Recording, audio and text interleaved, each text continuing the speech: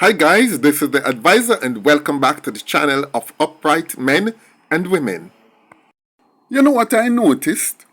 There are some topics I speak on. And when I address those topics with the facts, a lot of people gets flustered. They get angry. They are upset with me. They get all emotional. And they think that the words I speak is an attack on them and is on an attack on what they stand for. But all I do is to simply state some facts. And if anybody tend to disagree with me, all they have to do is to give the counter argument. Because once they have facts, they will be able to simply state those facts and it will totally discredit what I say. It's that simple. But no. Everybody just get up in them feelings when them don't like what me say. And you know the reason why? As I've always said, a lot of people does not like the truth. And once the truth leaves a bad taste in your mouth, you are going to feel threatened.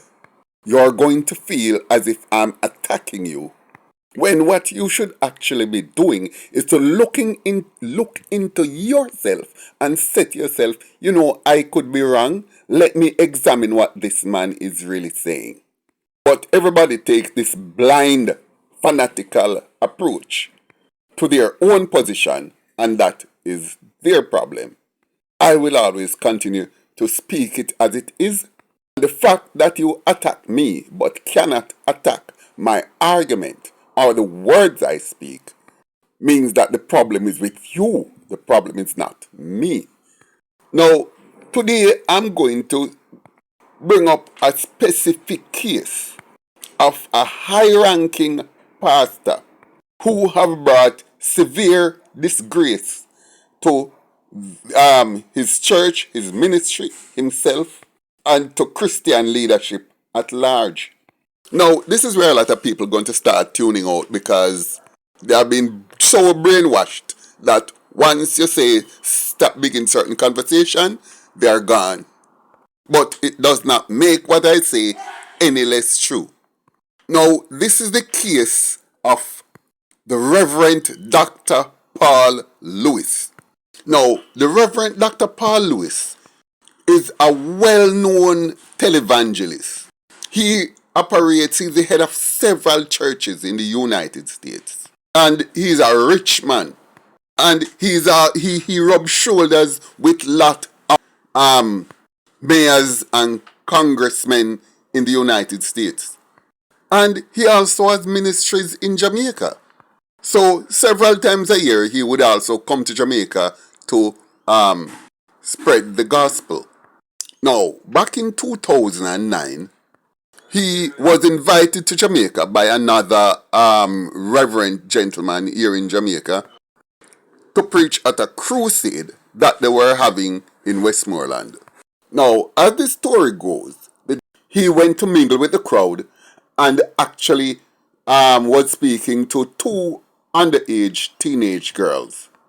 They exchanged numbers and they planned to meet up the following day. He took them from Westmoreland, I think he's took into Clarendon.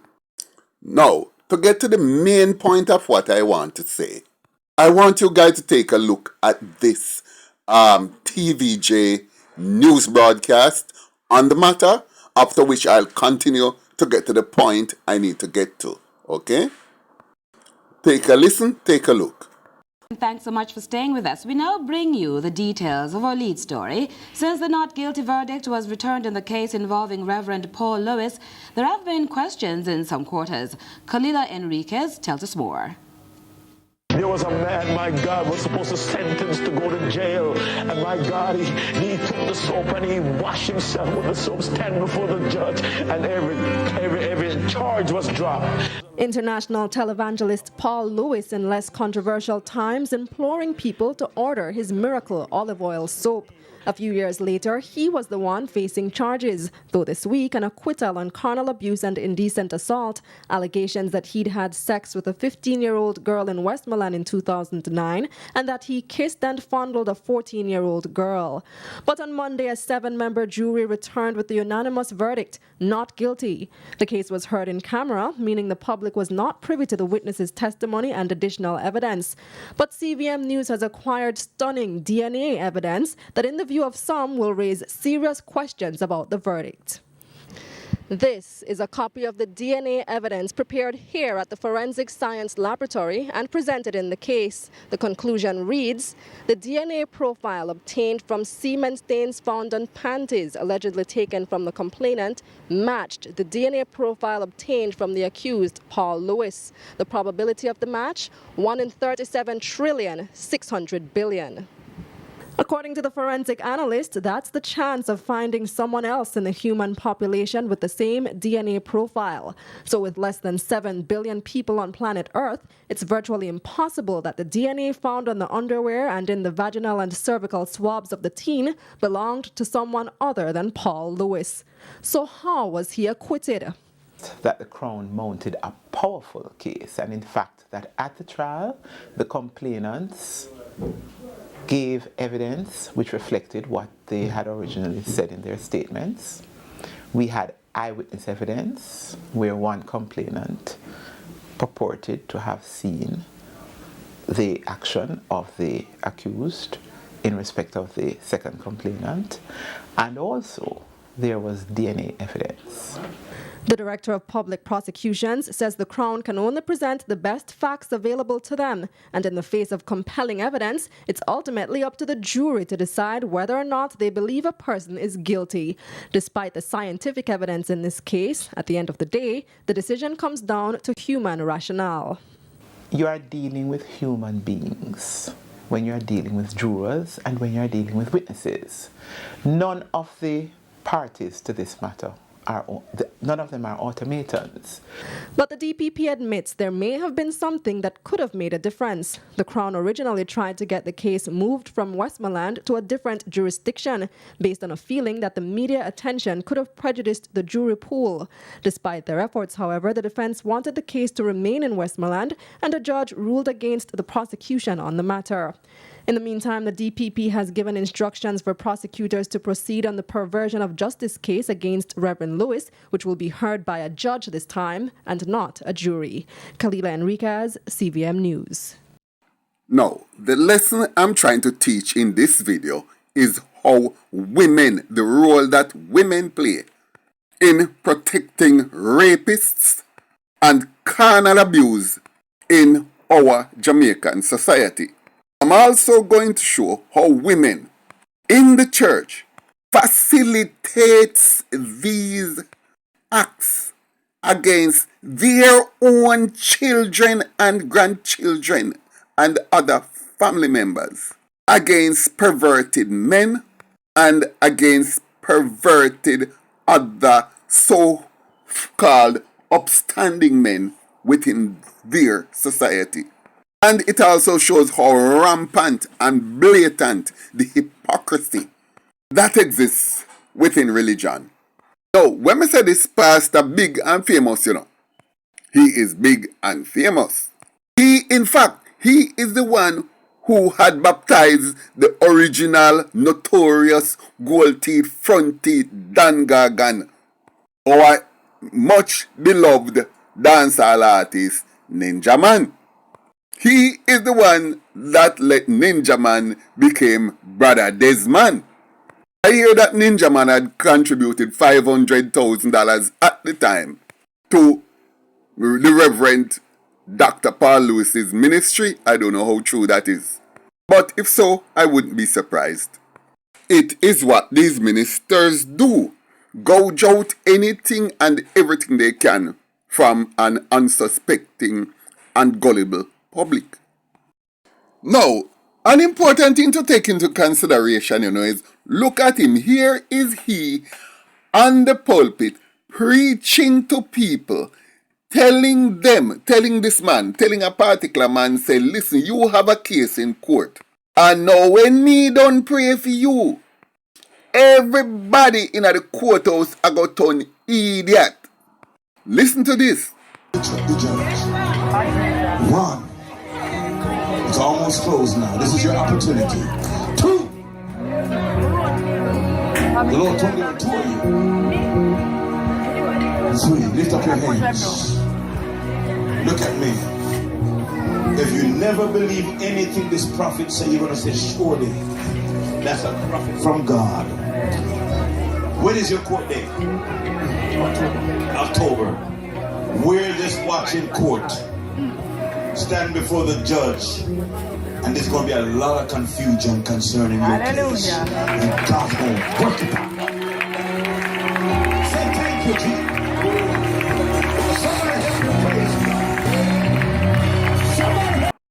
And me know say him they charge the man a bag of money to do that prayer. Yet when him go in a courthouse for these charges, him couldn't pray for himself to turn the entire courthouse in an idiot. He might have to drop some brown paper bag. Now, what does that tell you about these pastors? That they are genuine? That's why I'm always saying, you say pastors, politicians, and obeah men, finish the sentence for me. Now, bear in mind, that what is not widely known is that after he was released on $1 million bail, because remember, at first he had been remanded in custody. But after about 2 months, he was given bail. Soon after, 5 women from the United States came to Jamaica. These were top women or executives in his ministry. What is his ministry? The Messengers for Christ Ministries World Healing Center. Yeah, man, them always have some nice, outlandish name. Messengers for Christ Ministries World Healing Center.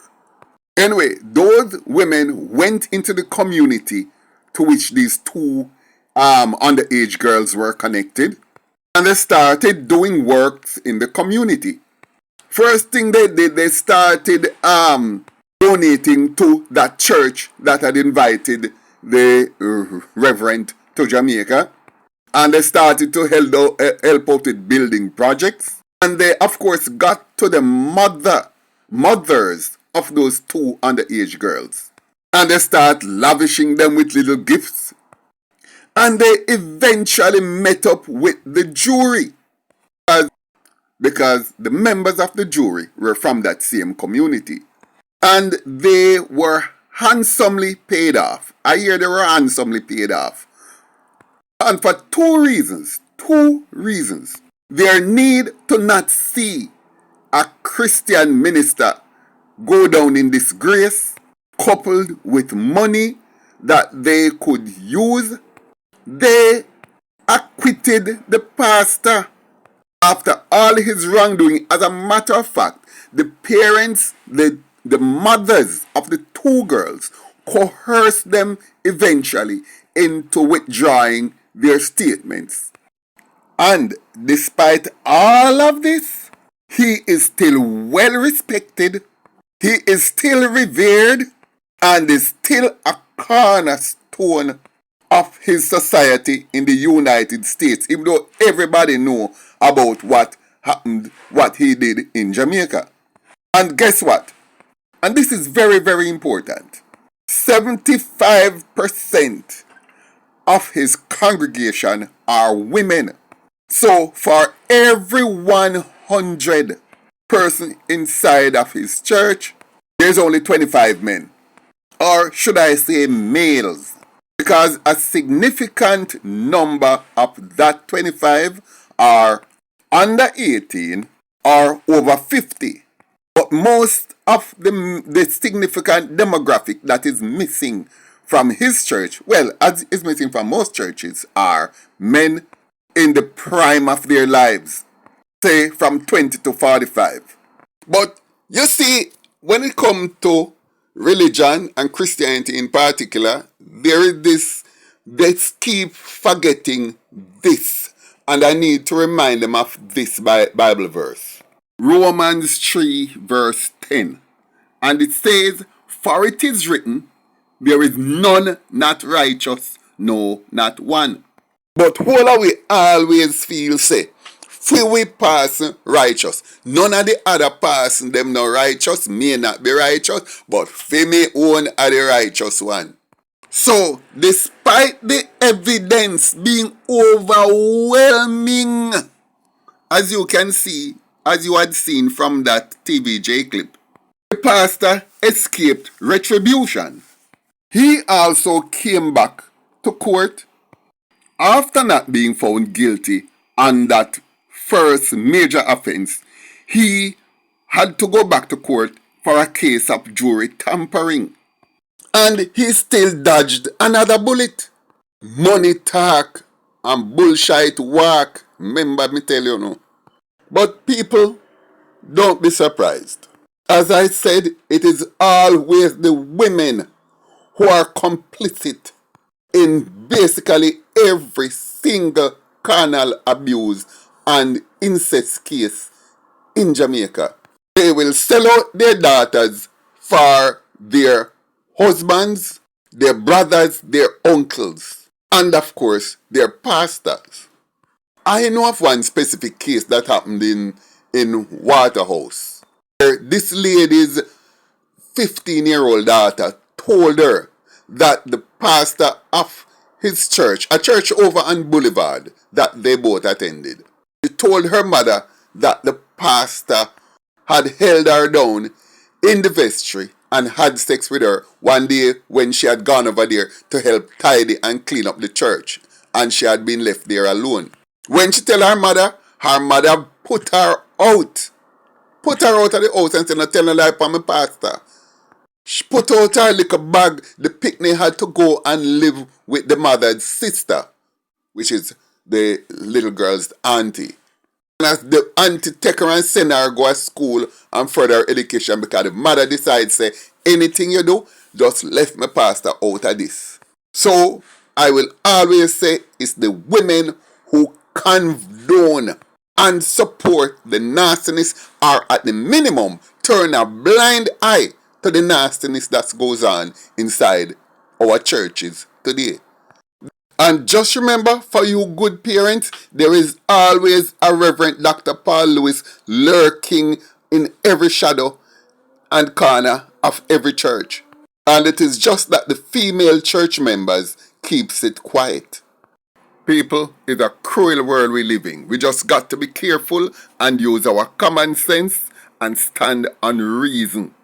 Because that is the only way to be sure if you have the truth, by questioning things.